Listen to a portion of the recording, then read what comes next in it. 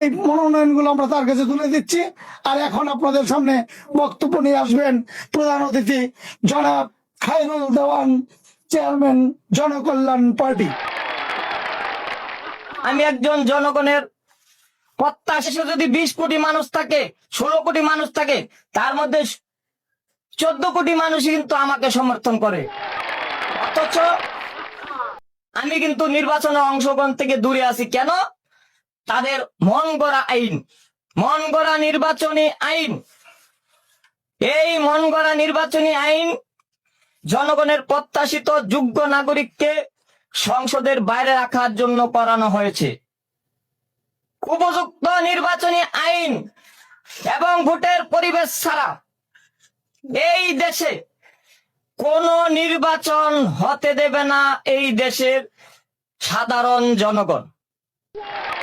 নতুন বাংলা সাধারণ জনতা জোট এবং সাধারণ জনগণ উপযুক্ত নির্বাচনী পরিবেশ এবং উপযুক্ত নাগরিকের নির্বাচনে প্রার্থী হওয়ার সুযোগ তৈরি করতে না পারলে জনগণ নির্বাচনে যাবে না।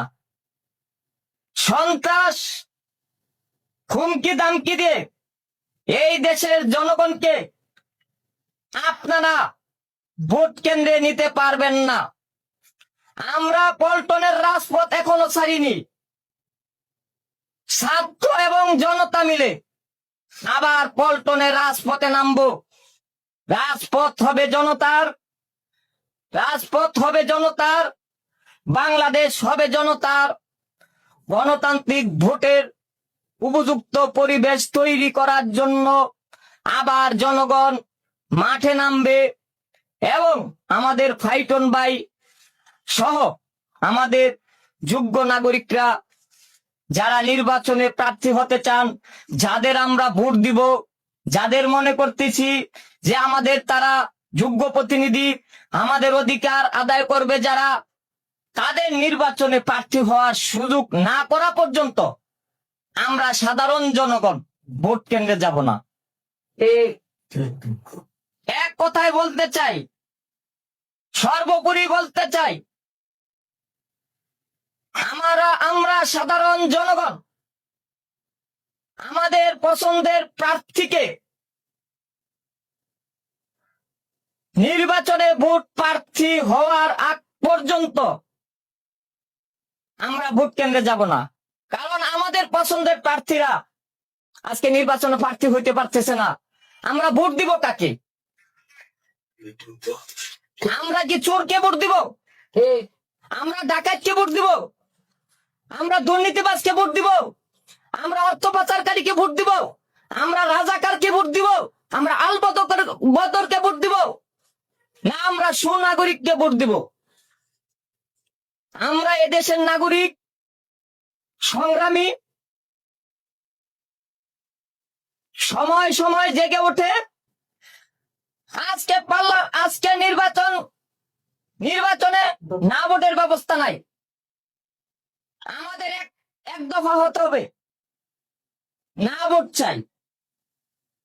আমি আমার ভোট আমার যোগ্য প্রার্থীকে দিব, কিন্তু যখন দেখি সেখানে আমার যোগ্য প্রার্থীর ব্যালট বাক্সই নাই, যেই ব্যালট বাক্সে আমি আমার ব্যালটটা ফেলবো সেখানে না ভোটের ব্যবস্থা আমরা চাই। এই এক দফার পাশাপাশি আরো দফা আছে আমাদের। আপনারা রাজনৈতিক দল নিবন্ধন দিবেন না, তাতেও আমাদের কোনো দুঃখ নাই। স্বতন্ত্রভাবে যারা নির্বাচন করবে তাদের তো কমপক্ষে নির্বাচনে অংশগ্রহণ করার সুযোগ করে দিতে হবে। আজকে সেরকমই একটি জোট, নতুন বাংলা সাধারণ জনতার জোট, সাধারণ মানুষের নির্বাচনে অংশগ্রহণ সুযোগ করে দেওয়ার জন্য বিনামূল্যে এখানে আমরা মনোনয়ন ফর্ম দিচ্ছি।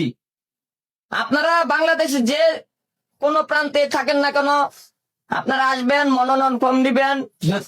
যদি আপনার বয়স 25-এর ঊর্ধ্বে হয়।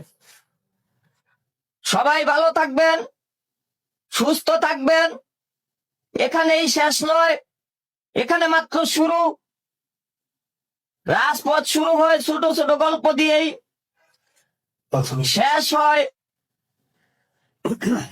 শেষ হয় অভ্যুত্থানের মধ্য দিয়ে, জনগণের প্রত্যাশা পূরণের মধ্য দিয়ে। ধন্যবাদ।